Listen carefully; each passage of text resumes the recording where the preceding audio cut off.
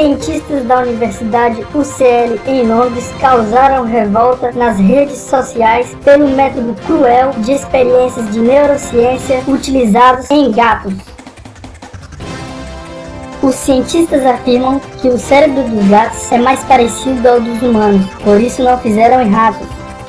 Nas experiências, os cientistas abriam crânios dos gatos para inserir chips, para saber o que os felinos viam através dos seus olhos.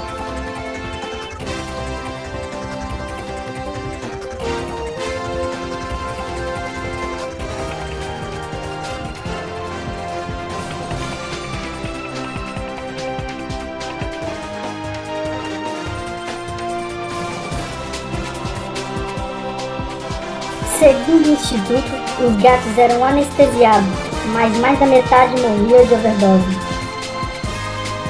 De acordo com o Ministério do Interior, do ano 2007 ao ano 2012, 1.034 gatos foram utilizados para mais de 1.000 experiências diferentes. O grupo de defesa dos animais contactaram o governo britânico para acabar com essa crueldade, mas pelo momento nenhuma resposta definitiva foi dada.